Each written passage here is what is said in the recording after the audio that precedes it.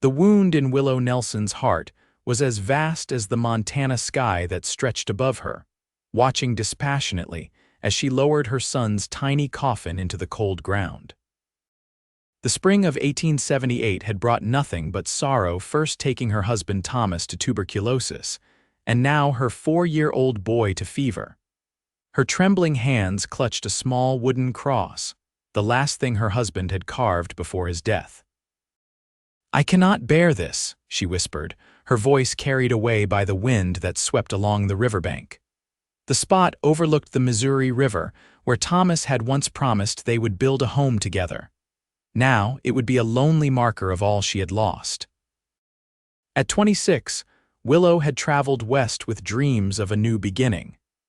The daughter of a Boston merchant, she had scandalized her family by marrying Thomas Nelson, a carpenter with wanderlust in his veins and promise in his strong hands. They had settled in this unclaimed stretch of Montana territory, building a modest cabin a mile from the river. Thomas had planned to expand it for their growing family, but that future had died with him. The small gathering of neighbors from the nearest settlement stood silently behind her. Kind folks who had helped where they could, but who had their own struggles surviving the harsh frontier life. They would offer meals for a week, perhaps, but Willow knew she faced an impossible choice: return east in defeat or somehow forge ahead alone. Mrs. Nelson, Mrs. Porter, the blacksmith's wife, approached as the last shovelful of dirt covered the grave. "You'll come stay with us tonight. No sense being alone." Willow nodded, though she had no intention of imposing. Her cabin held too many ghosts now, but it was still hers. The only piece of the dream that remained. The neighbors departed as the afternoon shadows lengthened, leaving Willow alone with her grief. She arranged stones around the fresh grave and the older one beside it, marking the place so she could find it again. "I'll come back," she promised, touching the damp earth. "I won't forget." The walk back to her empty cabin was the longest mile she'd ever traveled. Each step felt like moving through deep water, her body weighted by grief. The small homestead, a single-room cabin, a chicken coop with 3 remaining hens, and the beginnings of a garden Thomas had started seemed to mock her with its incompleteness. Inside, she mechanically prepared a meager supper she couldn't eat. Night fell, and with it came a storm that mirrored the tempest in her heart. Rain lashed against the windows and thunder crashed overhead. Willow huddled beneath a quilt, wondering how the world could continue when hers had ended. Morning brought no relief. Willow moved through the days that followed like a ghost, tending her few chickens, attempting to salvage the garden, and spending long hours by the river graves. 2 weeks after burying her son, she realized the truth: she couldn't maintain the homestead alone. The harsh Montana winter would claim her if grief didn't first. She was sorting through her few possessions, deciding what could be sold, when hoofbeats approached. Grabbing Thomas's old shotgun, she stepped onto the porch. A tall man on horseback pulled up short at the sight of the weapon. "Madam," he called, tipping his hat. "Don't mean to intrude."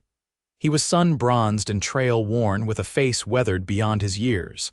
Dark hair curled from beneath his hat, and keen eyes assessed her with careful respect. "What do you want?" Willow demanded, the gun steady in her hands. "Name's Knox Blackburn. I've been following the river north, looking for a place to set down roots." His voice carried the hint of a southern drawl. "Saw your smoke. Thought I'd inquire about the lay of the land." Willow hesitated, then lowered the shotgun slightly. "There's nothing for you here." Knox Blackburn dismounted slowly, keeping his hands visible. "Might I water my horse? Been riding since dawn." Something in his manner, the careful distance he maintained, the gentle way he spoke, persuaded her. Willow nodded toward the water trough. "Help yourself, then move along." As Knox led his horse to water, Willow noticed the lean strength in his frame. He moved with the easy confidence of a man accustomed to fending for himself, yet there was nothing threatening in his demeanor. "You're alone out here?" he asked, keeping his tone conversational. "That's not your concern," he nodded, accepting her rebuff. "Fair enough, though it's hard country for anyone alone." He glanced at the cabin, noting its state of disrepair. Roof's got a leak there, he observed, pointing to the southeast corner. I'm aware, Willow replied stiffly. Knox Blackburn studied her for a moment, taking in her worn dress and the exhaustion etched in her face. I don't mean to overstep, madam, but I've got skills with timber. I could mend that roof for you before I move on. Payment would be a meal if you can spare it. Willow wanted to refuse to send this stranger on his way. But the practical part of her, the part that had survived a grueling journey west and the first devastating winter, recognized the offer as the lifeline it was. One meal, for a sound roof.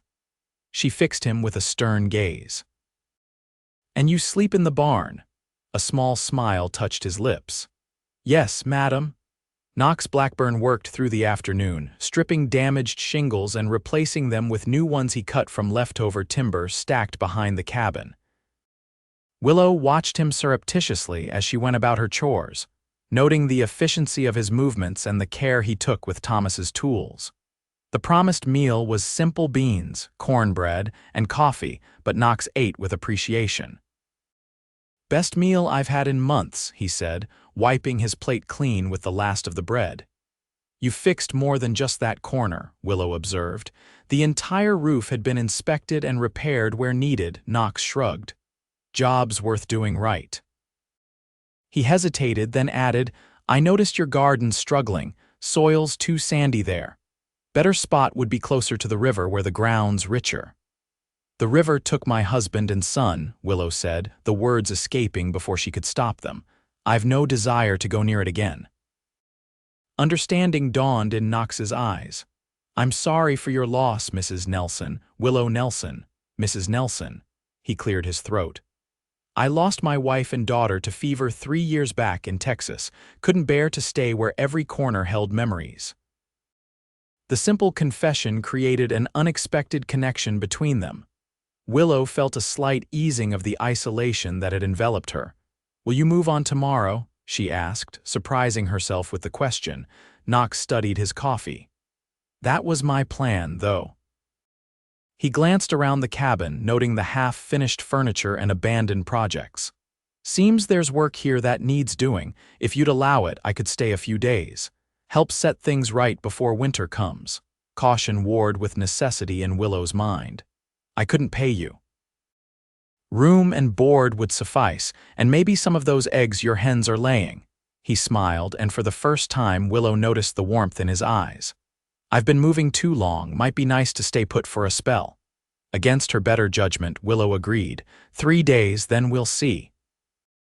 3 days became a week, and a week became 2. Knox repaired the chicken coop, reinforced the cabin walls, and built a proper smokehouse. He hunted and brought back game, teaching Willow how to prepare and preserve the meat. They fell into an easy routine, working together during the day and sharing quiet meals in the evening. Slowly, Willow began to speak of Thomas and little James. Knox listened without judgment, sometimes sharing stories of his own wife, Clara, and their daughter, Lily. Their shared grief created a safe space between them, allowing wounds to begin healing. One evening, as they sat on the porch watching the sunset, Knox broached a subject he'd clearly been considering. Winter's coming fast. This cabin's snug enough now, but you'll need more firewood than what's cut. I know, Willow sighed. I've been thinking I should sell what I can and head back east before the pass is close. You could, Knox agreed, or... He hesitated, then continued. I could build another cabin. By the river. Willow turned to him in surprise. Why would you do that? This is good land. I've been looking for a place like this. His eyes met hers. And I think maybe we both ended up here for a reason. I don't understand. Knox ran a hand through his hair. I'm not proposing anything improper, Mrs. Nelson. Just suggesting that two people who understand loss might help each other survive. I'd build my place by the river, work the lower land. You'd keep your cabin. We'd be neighbors, is all. The idea should have scandalized her. Instead, Willow found herself considering it with unexpected seriousness. People would talk. Let them. We'd know the truth. That night, Willow lay awake, thinking about Knox's proposal. He was a good man, hardworking, respectful, and kind. In the short time he'd been there, the homestead had transformed from a burden to a possibility. And there was something in his quiet strength that made her feel safe for the first time since Thomas fell ill. The next morning, she found him splitting wood. "If you're going to build a cabin by the river," she said without preamble, "you'll need help." The smile that spread across Knox's face warmed something in Willow that she thought had died and been buried. Knox began work on his cabin the following day. He chose a spot overlooking the river, not far from the graves Willow had tended so faithfully. She questioned his choice, but he was resolute. "Life should be near those we've lost," he explained. "Not to dwell in grief, but to honor their memory by living well." Willow found herself visiting the graves with Knox beside her, his silent presence a comfort as she told stories about Thomas's laugh and James's curious nature. Sometimes Knox would speak of Clara's singing voice or how little Lily had loved climbing into his lap for bedtime stories. As the cabin took shape, so did a tentative friendship between them. Knox taught Willow to fish in the river, standing patiently beside her until she landed her first trout. Willow showed Knox how to make her mother's remedy for coughs, gathering herbs from the hillside above the homestead. The first snow fell in early November, dusting the landscape with white. Knox's cabin was enclosed but not finished inside. That evening, as they huddled by the fire in Willow's cabin, Knox expressed concern. "Storm's coming. I can feel it in my bones. Might be the big one." Willow glanced out the window at the thickening snow. "Will your cabin withstand it? Roof and walls will, but it's not properly chinked yet. Snow will blow right through." He looked troubled. "I should sleep there tonight anyway. Keep the fire going to prevent the worst of it." "That's foolish," Willow said firmly. "You'll freeze." "Not proper for me to stay here," Knox argued, though his expression suggested he was more concerned for her reputation than his comfort. "We're miles from the nearest neighbor, Mr. Blackburn. And I'd rather deal with gossip than your death from exposure." Her tone brooked no argument. "You'll sleep by the fire here until your cabin is properly finished." The blizzard that followed confirmed Willow's wisdom. For 3 days, snow piled high around the cabin and winds howled like lost souls. They took turns tending the fire, sharing the small space with careful propriety. Knox slept on a pallet near the hearth, while Willow kept to her bed behind a curtain Thomas had hung for privacy.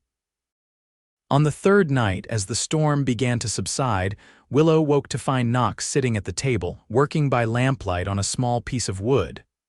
"What are you making?" she asked, wrapping a shawl around her shoulders as she approached. Knox looked up, surprised. "Did I wake you? I'm sorry." "No, I couldn't sleep." She peered at the carving taking shape in his hands. "Is that a bird?" "A robin." He turned it, showing the detailed wings and the curve of the breast. "James's marker has weathered badly. Thought I might make something more lasting." The simple kindness brought tears to Willow's eyes. Knox set down his knife immediately. "I've overstepped. Forgive me."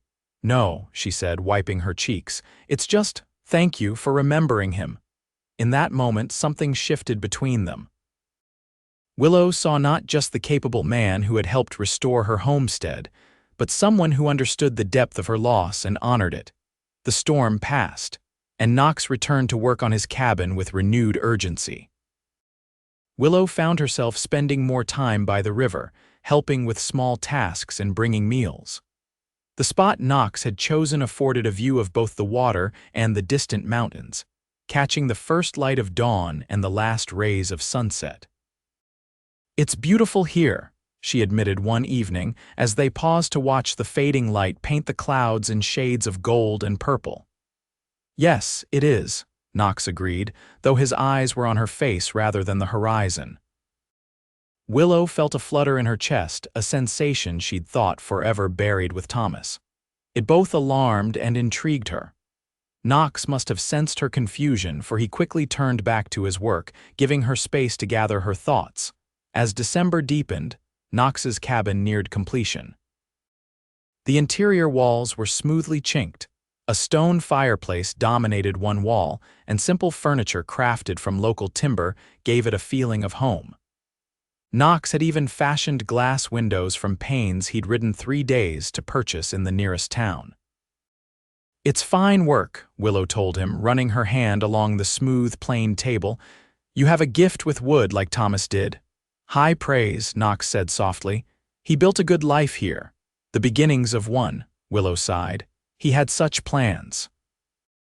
Knox hesitated, then said, "Plans can change and still lead somewhere worth going." The day Knox moved into his finished cabin brought mixed emotions for Willow. She was proud of what they had accomplished together, yet strangely bereft at the thought of evenings without his company. They had agreed to share Christmas dinner at her cabin, but otherwise they would return to being separate households.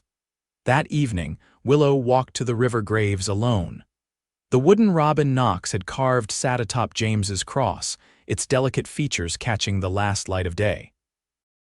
She brushed snow from the stones marking the perimeter and stood in silent communion with her loved ones.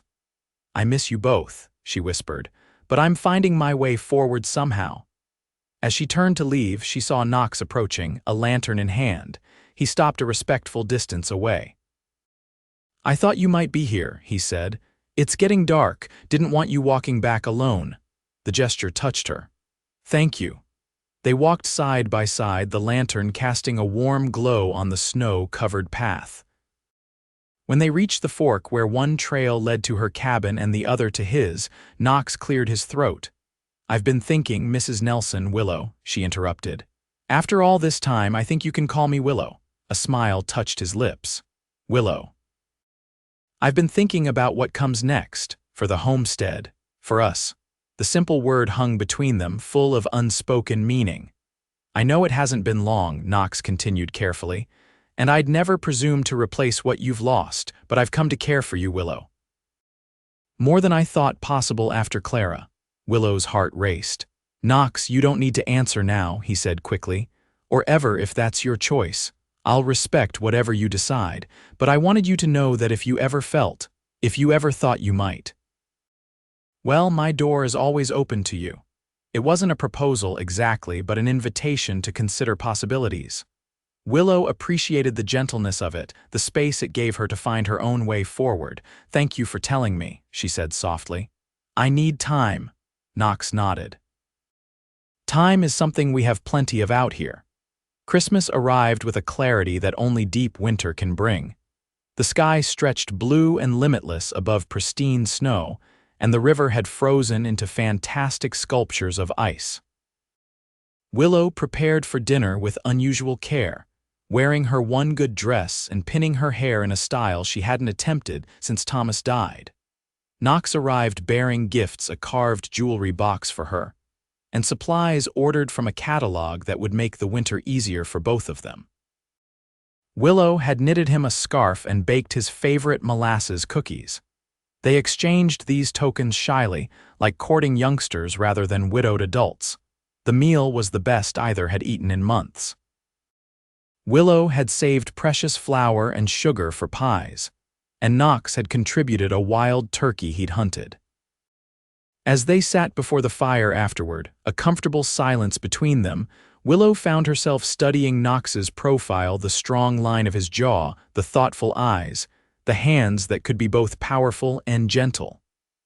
"I've been thinking about what you said," she began hesitantly.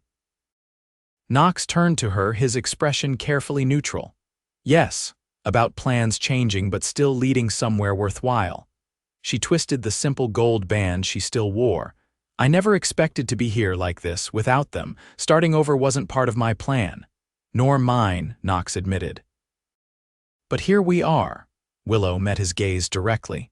"I don't know if I'm ready yet for everything, but I do know that I'm grateful you built that cabin by the river, that you gave me a reason to go there again, to see beauty where I only saw loss." Knox reached across the space between them, his hand palm up in invitation. After a moment, Willow placed her hand in his. "We can take all the time you need," he said. "I'm not going anywhere." Winter passed in a rhythm of shared work and growing connection. They maintained their separate homes but spent most daylight hours together tending animals, preserving food, and preparing for spring planting. Sometimes Knox would read aloud in the evenings from one of the few books they possessed, his voice bringing the stories to life as Willow mended or knitted by the fire. Slowly, cautiously, they allowed themselves to explore the feelings developing between them. A lingering touch while passing tools, a shared smile at some small triumph, conversations that stretched late into the night, revealing hopes and fears, regrets and dreams. By March, when the first signs of spring began to emerge from beneath the snow, Willow realized something had blossomed within her as well, not to replace what she had lost, but something new and unexpected. She found herself watching for Knox each morning, her heart lightening at the sight of him approaching across the thawing ground. On the anniversary of James's death, Knox accompanied Willow to the riverside graves. The wooden robin still perched atop the cross, weathering the elements far better than the original marker. Knox had brought fresh stones to replace any that had shifted during winter freezes. As they worked together to tidy the graves, Willow felt not the crushing weight of grief that had nearly destroyed her a year before, but a gentle sorrow tempered by gratitude for the time she'd had with her family. "I've been thinking," she said, arranging the last stone, "about expanding my garden this year." Knox looked up, surprise evident in his expression. "Oh, yes," Willow took a deep breath. "Down by the river where the soil is better. You were right about that." The significance of this decision wasn't lost on Knox. He nodded slowly, understanding that this represented more than just practical farming considerations. "I could help clear a plot," he offered. "Build a fence to keep the deer out. I'd like that." Willow gazed out over the river, now running free of ice and full with spring melt. "I think Thomas would approve. He always said this land had promise." He was right. Knox hesitated, then added, "About many things, I imagine." That evening, as they walked back toward their cabins, Willow stopped at the fork in the path. Instead of continuing toward her home, she turned to Knox. "Would you show me the improvements you've made to your cabin? You mentioned a new chair." Knox's eyes reflected surprise, then warmth. "I'd be honored." The cabin that had once represented the distance between them now became a bridge. Willow admired the care Knox had put into every detail: the smooth, sanded surfaces, the clever storage solutions, the comfortable furnishings that made the small space inviting. "You've created a real home here," she said, running her hand along the mantel where Knox had arranged a few treasured items: a carved horse that had been Lily's favorite toy, a locket containing a lock of Clara's hair, and surprisingly, a small sketched portrait. "Is this Thomas?" she asked, recognizing her husband's features from a drawing she'd shown Knox months ago. "Yes," Knox admitted. "I wanted to honor him. This place, this life, it exists because of the foundation he built, and because of your strength in continuing it." The gesture moved Willow deeply. Here was a man who didn't seek to erase her past, but incorporated it into their shared present. It spoke volumes about his character and his understanding of her heart. As twilight deepened, Knox lit the lamps and built up the fire against the evening chill. "You're welcome to stay for supper," he offered, "though I'm afraid my cooking doesn't compare to yours." "Actually," Willow said, gathering her courage, "I was wondering if you might consider coming back to my cabin, not just for supper." Knox stilled, watching her face carefully. "Willow." "I've had time," she said simply. "And I've come to realize that grief and love can exist together, that opening my heart again doesn't diminish what came before." She stepped closer to him. "If your offer still stands." Knox crossed the distance between them in 2 strides, taking her hands in his. "It does. It always will." Their first kiss was gentle, a tentative exploration of new territory. When they parted, Willow saw in Knox's eyes the same mixture of wonder and certainty that she felt in her own heart. "I never expected you," she whispered. "When I buried my son beside Thomas, I thought I was burying my future too. And I never expected to find hope again, especially not here by this river that's seen so much sorrow." Knox brushed a strand of hair from her face. "But maybe that's how life works, planting joy where grief once grew." Spring unfolded around them, mirroring the renewal in their hearts. They were married in May beside the river, with wildflowers decorating the graves of those they had loved before. The small ceremony, attended by neighbors from miles around, celebrated not just their union but the resilience of the human spirit. Knox moved into Willow's cabin, though they maintained his river house as a workshop and guest house. Together, they expanded the garden, added a proper barn, and increased their livestock. The homestead that had once seemed an impossible burden to Willow alone flourished under their combined efforts. By the time summer's heat gave way to autumn's gold, another change was evident. Willow's growing roundness prompted knowing smiles from visiting neighbors and protective tenderness from Knox. They prepared the small room Thomas had begun building for James, completing it with a cradle Knox crafted from the same maple as the robin that still watched over the river graves. On Christmas Eve, as snow fell softly outside their window, Willow felt the first strong kicks of the child within her. She guided Knox's hand to the spot, watching his face transform with wonder. "Hello there, little one," he whispered against her belly. "You're already so loved." Willow covered his hand with hers. "By all of us," she said, glancing toward the river where past and future seemed to flow together in endless possibility. "This child will know about Thomas and James, about Clara and Lily. They're part of our story, too." Knox nodded, emotion evident in his eyes. "A story that didn't end by that riverside after all." "No," Willow agreed, leaning into his embrace. "It was just beginning." When spring returned again, bringing with it their daughter, they named her Hope. And as the years passed, the homestead by the river grew and thrived not despite the losses that had marked its beginnings, but because two broken hearts had found the courage to build something new from the ruins of what had been. The cabin by the river, built by a wandering cowboy who had finally found his home, stood as testament to love's enduring power not to erase grief, but to transform it into something beautiful and enduring, just like the waters that flowed ceaselessly past the place where it all began.